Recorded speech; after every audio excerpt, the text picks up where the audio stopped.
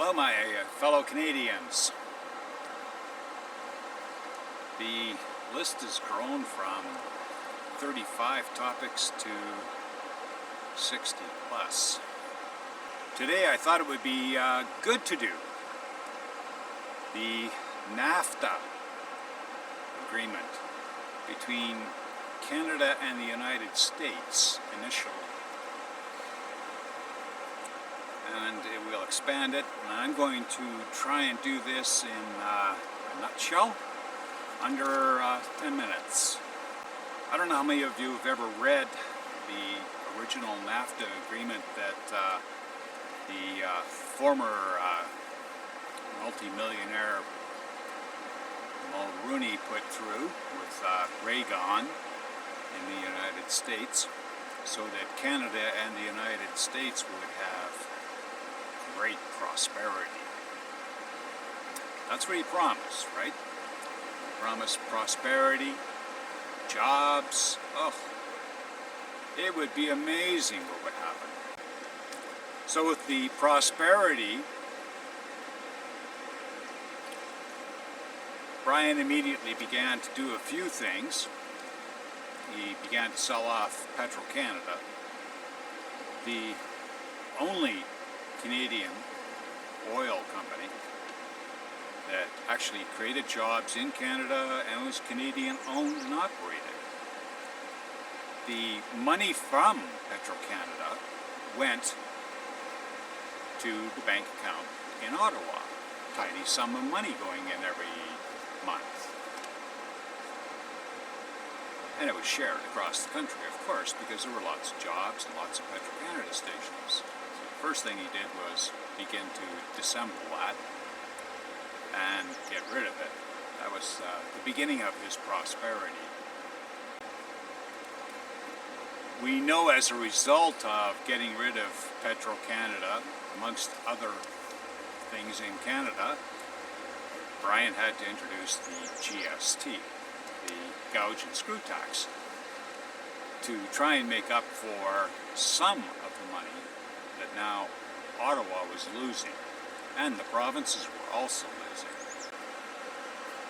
A new agreement was extended into Mexico, because when this great prosperity didn't begin to happen, because the corporations immediately jumped into Mexico, where they could pay somebody $50 a week to build a car, rather than employ a Canadian or American to build a good car. The corporations they were so greedy at the time, and they saw this as a mechanism to earn massive profits. They didn't see past their own bank accounts that other countries, such as China, and South Korea, Taiwan, all down along the Pacific Rim, began to look at this agreement and say, gee, I wonder how many of these large corporations we could coax to build their plants over here, where people will build a car and get paid a bowl of rice a day. Well, as this great agreement of prosperity, NAFTA, began to crumble, you saw the closing of manufacturing plants all across Canada and the United States. I believe one of the most devastated cities is probably Detroit. So prosperity wasn't quite coming the way the greedy corporations had planned for us, along with Lion Brian and his conservatives. And he had a massive conservative majority. There were even some attempts by Mulroney to completely destroy the healthcare system in Canada by extending patents on medicines for years and years, longer then they were usually extended to make the pharmaceutical companies in the United States very wealthy. And that cost the Canadian taxpayer more money because our healthcare costs went up. I try to make some notes on this stuff. It's a very long document, the NAFTA agreement. It even killed the forestry industry in British Columbia, for example. And it began to ripple. And when the backlash came from China and all of the other countries, we suddenly noticed that the prices of everything started to go up, especially over the last couple of years. Some of the other little things that are hidden in that NAFTA agreement caused Canadian farmers to basically go out of business. And if you go across Saskatchewan, you can see ghost towns where there were once prosperous small villages of 5,000 to 6,000 people farming and bringing us our grain and all of the food that we used to export and keep for ourselves. And it made Canada a lot of money. Don't ever kid yourselves that agricultural industry isn't a major backbone of any economy. And you began to see peaches appearing on the shelf from China. I'd like to know where they got the water to put in those cans, by the way, since China has the most polluted and stenchy water in the world. In the last 5 years, what are the prospects for Canadians to have a decent job? Think about it. I mean, one of the fast food outlets announced they were going to create 2,200 new jobs in Canada.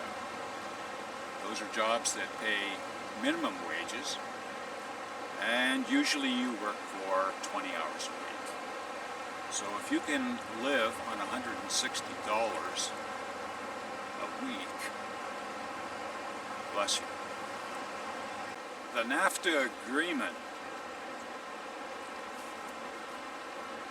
destroyed the jobs, the good-paying jobs.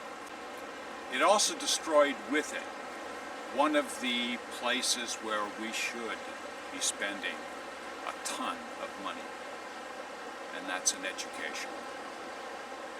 There is no need for us to be investing billions now, dollars, in private schools when a student graduating can't afford to go to university or college. The money that is wasted in many departments due to NAFTA could be turned so that education in Canada has no tuition.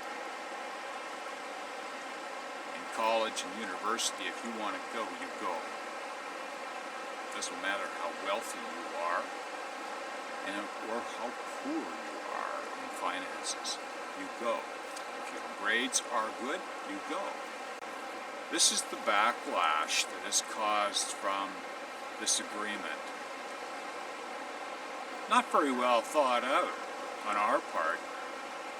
Very well thought out on the part of the government of China, the communist government, by the way, that pretty much owns us. The key now is to find ways of being creative on your own and do whatever is necessary to remain within the law.